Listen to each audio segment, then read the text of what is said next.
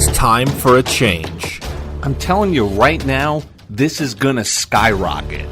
Enough with the suits. Warren Buffett? More like Little Miss Muffet. This is the digital age. Transfer my money or I swear to... The power is at your fingertips. I'm up $2,000 today, and I kid you not, I've got no clue why. Welcome to CorTrades. Yeah, so on Monday, it was a $3,000 day. Best day I've had. But before that, and good to get my guy Tompkins back here. Yes, Austin Platt's back with me live. I'm Dylan Corbin, aka Burns. I accidentally called you Burns last week. That's my bad. Did you? Yeah, I did. So good to get you back. This is CorTrades. So we were just talking Slaughterfest last week. Worst day I think I had, I was down like 4.5%, which equated to about like 2,200. Best day ever was on Monday. So I was up like 5%, made almost $3,000. So we went back, had a pretty predictable retracement today, Austin. But the news of the day was, and you were all over this. I usually check in with Dave Portnoy, DDTG, Davey Day Trader Global. Every once in a while, he's very entertaining and it's funny. But I wasn't on what he was about to announce today, and you were. So what's the big news? It is the ticker symbol, the ETF BUZZ. And he announced it today, and it was like over 1 million views. Yeah, so basically I go to work at like 8:45 and the market opens at 8:30. So I listen to him on my way to work, usually every morning or every day that he does it. The live stream. And yeah, the live stream on Twitter. He's like, we have huge news, and he dropped the news. And basically these guys went up to him, were like, hey, we have this algorithm and we want you to be the face of it. They said that they've had this algorithm for like 5 years, and basically it tracks the top 75 most talked about stocks on social media, right? Which is kind of what everybody's been doing, going with specific stocks and just pumping them. So Dave's like, I kind of like that. And he tried to get them to make the ticker symbol DDTG. Oh, that would have been great. And the SEC wouldn't let him. I don't know why. So they're like, okay, what else can we do? So they did BUZZ, BUZZ. And, basically it's 75 stocks that, rotate stocks in and out all the time. And it opens Thursday at $25. And I don't know, do you just set an order to buy, 20 right now at market open? What are we going to be able to even buy this at $25? So I'm still a little bit confused by this. So it's interesting, yeah, because you are seeing, like before it was Wall Street, these guys that grew up kind of in the rich part of, New York City, they grew up into, money and trading this secret as the stock market. Internet happens, all this information's out there, social media, people are now starting to notice on Twitter, it's not just hashtags, it's not just the @ symbol. You could do $sign stocks. Like it's been there for us for like a while. So that's what you're kind of touching on is it's this algorithm that, so they made, it's a smart choice, I think, making Dave Portnoy the face of it. Why not Wall Street Bets? I guess there wasn't an actual face there. It was kind of a faceless Reddit group, but what does this mean for Penn? Is it kind of like Bitcoin and like Riot, Bitcoin and Mara? Like, are they going to trade kind of consistently? Like one's up, the other's going to be up and vice versa? That's a really good question because, 90% of the reason Penn is where it's at is because of Dave. He's basically the face of them. But this ETF, he is the face. People investing in this are investing in Dave. And I think that it's going to explode. People want to bet on him. I could see this thing closing at like 5x by the end of the day. I don't know, obviously it's an ETF, so it tracks, 75 stocks and what they're doing. But if there's buying pressure to buy the ETF, that would pump the ETF too, right? I would think so. You bring up a good point that we should probably kind of break down is the ETF. So I'm in a Standard & Poor's 500 ETF, which is like, what is it, like $60? It's like a lot. It's a little bit cheaper than having to buy all these Fortune 500 companies. So it would basically be like, say I had my portfolio and I just created like $DIL, DYL. Like it would kind of be like a 60, like hey, these are 60 stocks that I think are great. Here's how you track it overall. So Dave's kind of doing that, not necessarily for himself, but hey, here are the stocks that people are talking about positively the most on social media. And that's why you see companies like today was Rocket Mortgage go up 70%. Like, so that's what's crazy about this. Yeah, I mean, these guys, I guess, just pick a stock and just go after it. And when I heard about that, I just thought that they went after because it's rocket, rocket to the moon. But I mean, apparently, honestly, apparently there are a bunch of people shorting it. But obviously, all these stocks are so volatile. They'll go up 80% and then down 80%. So I think this ETF is, even though it's an ETF, I think it's going to be really volatile. And, I've been saying to my friends and myself, keep, 20% of your cash on the sidelines for when the market goes down, put it in periodically. Yeah. And of course, we get absolutely destroyed last week. And I'm like 95% cash in. I'm like, what am I supposed to buy this dip with? Yeah. Then it comes up with this news. He's like, it's coming out Thursday. I'm like, well, fuck. Like, I guess I gotta sell some of my stocks so I can buy this ETF. No, I'm totally with you. So I think I was aggressive buying early, and now since I switched over to Schwab, I've been a little less aggressive. I've sold here and there, taken some profits, but I haven't like totally gotten out of stuff. What's going on with Build-A-Bear? I feel I should have gotten out yesterday or today, I guess, or who knows, but it's crazy. So our retail stock's going to be back. We saw GameStop was huge last week. AMC, I mean, is still hovering around $9, $10, but you said it. It was getting slaughtered last week. Like I got as high as 56K. Again, I put 47 in. Then I got all the way down to 52. I'm holding on to my sack. We're back up to 54 yesterday. And then I thought we were going to here's a good sign. So yesterday was, I think, one of the better days for a lot of people, right? For the S&P, it was like the best day since June. So great bounce back day. And what's good is today we didn't get slaughtered. Like I went down 1.5%, which was consistent with the NASDAQ, S&P. What are we in store? We're going to post this right before, opening bell here on a Wednesday. What do you think we're in store for today? I mean, I follow this guy and I just listen to everything he says. And his main thing is we could go down another 10% and most of these stocks would still be overvalued, is the crazy thing. And the NASDAQ in the last 10 days has gone down.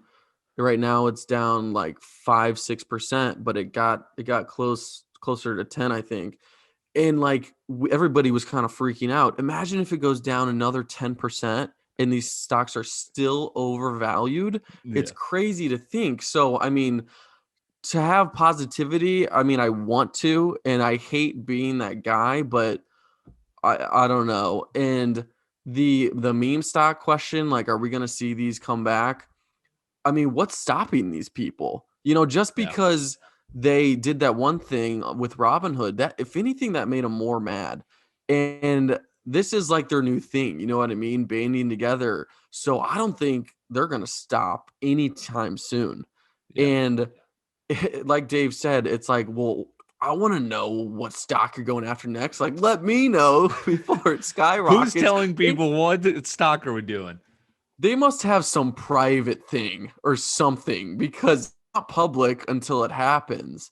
Yeah. And like Build-A-Bear, what's Build-A-Bear's ticker symbol? I'm trying to look it up. BBW.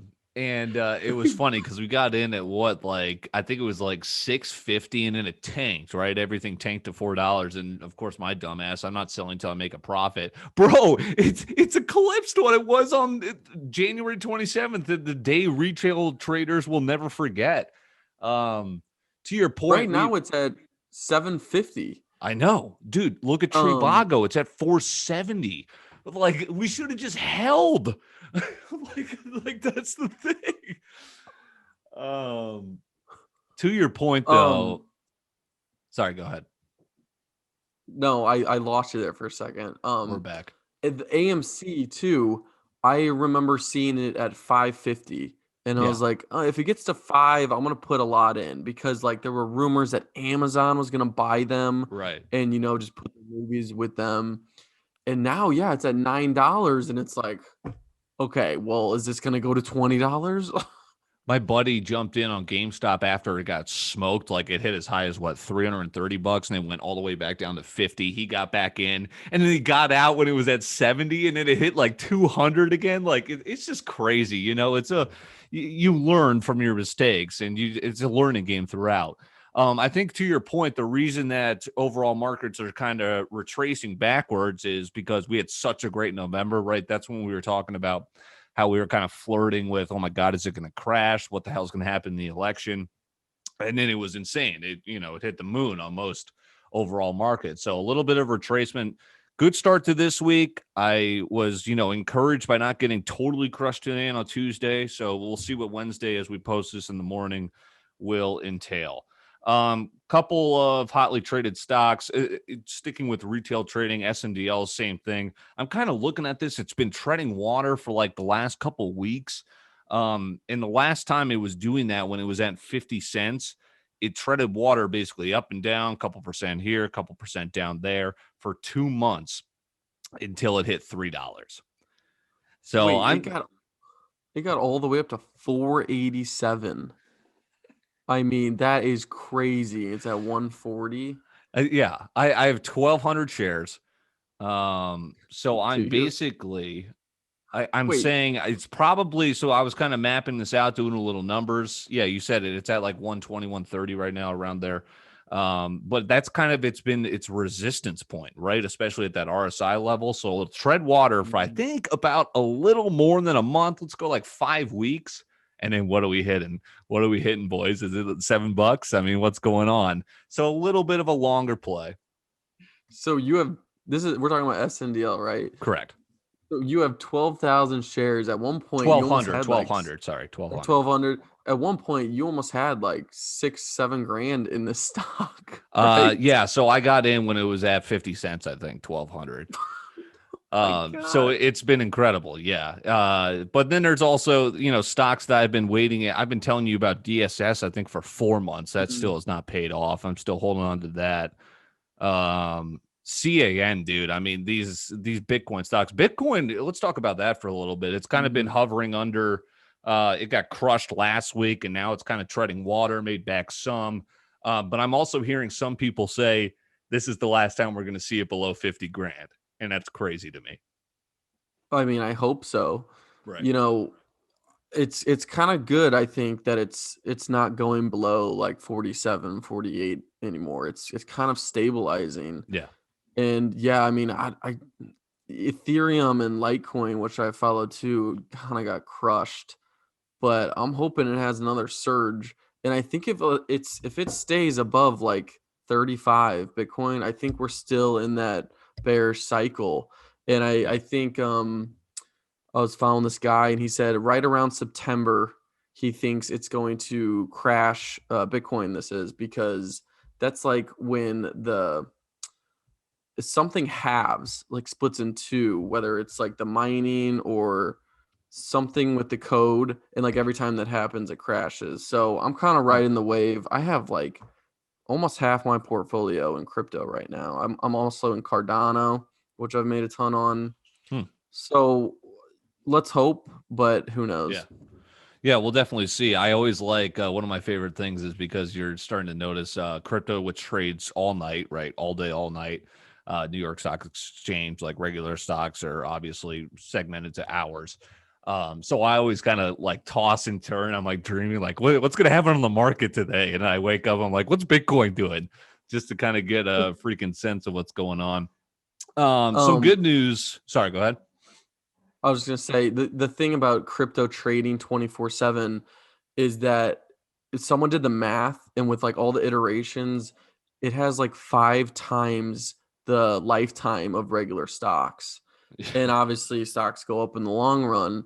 So it's crazy that it trades 24/7, isn't it? So you can Yeah. check it all the time, even on the weekends. And I think I people like know. that a lot. I do love it too. Some good news today was President Biden, excuse me, coming out saying that he expects basically all adults to, and I didn't read deep enough to, what is that, 18 up? I assume it's probably like adults who, middle-aged men who might be, but anyway, it's good news about the vaccine that all adults are going to be by the end of May, which was kind of congruent with his 100 days of mask wearing once he took office. So, 2 more months, we're almost there, and that's got to be good news for the stock market, right? Yeah, I mean, a lot of the stock market though is always looking, 6 months, 9 Yeah, months in advance. So I do think a lot of what's priced into the market right now has already been accounted for the vaccine. And sure. I think, the economy will get better, but the stocks were going up when nobody was going out. So it's like I once know. the vaccine is gone and the stimulus is going out, what do people kind of have to look forward to? And the market's always looking in advance. So Yeah, my only thing would just be us kind of breaking out of this pandemic and just it's going to be a new world. What is going to come after this? It's not unlike what happened in 07, 08. Many of the tech firms, tech startups came out of that financial crisis, and I think you're going to see a lot of companies like Zoom was already the first one that came out of the pandemic. yeah, Um, and remember when we were talking about like how long are we gonna have to wear masks for? yeah, And today, Texas comes out with Texas. news, no more masks at Yeah. all. And I And a think couple other states. yeah, so you're going to see red states do this first, but and that's up to them. The numbers are going down. More people are getting vaccinated. I think, and I've been talking to people here that work in kind of like at gyms here, which we're still obviously having to use. I'm sure it's similar to you in Missouri, still having to wear a mask at the gym. But they're saying like probably red states are going to be quicker, but eventually by I think May, we're gonna hopefully, stop wearing masks. I think that's gonna be when most of the United States will be okay. I think we got rid of this thing. I'm kind of used to wearing a mask at working out though. I'm just like shit, I look like ass. Like I don't want anyone to fucking know who I am here. Get in, get out. Who knows? It is crazy though. We thought like, oh, we might have to wait till next year. And just today he goes, no more masks. Like Yeah. boom. But to He's your point, cheering himself. yeah, to your point, people will go out there and fucking throw money at strip clubs and Yeah. the economy will get better. So you'd think the market would follow too. Yeah, I mean it's and money's always eventually going to be going up. My only worry is so you brought up how it's weird how a day or a couple days after, and we brought this up on Winging It. I implore you to check it out, episode 18. That the day after, a couple days after, a housing shortage was brought up by the New York Times. Rocket Mortgage skyrockets 60% on a Tuesday, and it's just like the Ugh. housing bubble was what a decade ago that fucked us. So I don't know. That's my only worry. Tesla's been another stock that has been so volatile lately, but that's a company I still believe in. What do you think that's going to end up doing over the course of the spring? Yeah, I mean it's at 688 right now. I Yeah. think last week we talked and I was like, it's under 800. I can't believe it's all the way this low. Um, Look, we all know Tesla's gonna be a fucking beast in the Yeah. long run. I want to hop in. I really do. Just looking at it right now, but all my money is like in these other stocks, and now I got to invest in Buzz. Yep. Yep. So mark your So calendars. That's on Thursday. You said Buzz. yeah, yeah. I mean, it's gonna be crazy, I think. And dude, there's just so many stocks I want to invest in. Yeah. But I feel like once you break like 10, it's like then you got to start putting less and less money in each. And it's like, I don't know. I always want to put like 400, 500 in each, and then it gets harder and harder. Dude, I've started to kind of work on this. So I used to do the same thing. I do like multiples of like 5, 10. But yeah, some of these stocks like CAN, I got in when it was at $6 and I was like, shit, 125. Um, But now, and what's cool about what Schwab does here is I could see percentage of my portfolio. So I'm always trying to, and there's some stocks I'm working on getting out of, but I'm super overexposed on Adobe, which has been fine. I'm waiting to cash that out in, a long play over the spring, maybe summer. Granger, another thing. It's a Lowe's type company. But I'm trying to keep that under 5%. So if I start, the money starts growing, say like CAN had like a 40% day yesterday. Took me over like 5% of my entire portfolio because it was so crazy. So I shaved off like 10 shares. Like that's kind of my thing to like shave my profits, is that 5% line. Wait, that's actually so cool. You can see what percentage of your portfolio it is. Is Oh, that it's a just a great way to column you look can at add? it. Yes. So it hits search. You can see everything. I'm checking like, hey, what is gaining? Like, what are my best performers today? What are my worst performers? Okay. And then you put, bro, let's go. Schwab. I'll refer you. Let's go. I gotta find that column in TD Ameritrade. They have to have it, right? True. Okay, so before we go, I want to Sure. talk about Opti. Yeah. Opti is Optech International, OPTI, and this is a stock I've been following for like almost a year now. Basically, they're a bunch of things, but they're mainly like a cleaning company with UVC like LED. And they have this patent where you can take your temperature with your phone, and they snagged this patent 10 days before Apple applied for it. And it got all the way down to 3 cents, and right now it's at 21 cents. And they just came out with news that they're partnering with a major company, and in the next generation of phones they're going to implement this. This is Oh my crazy. You're God. going to be able to take your temperature with your phone. I mean, thermometer companies have to hate this. Dude, I'm with you. So I've walked into Lifetime, and it's like one of these diamond Lifetimes too. So they've got that thing that takes your temperature as you walk in.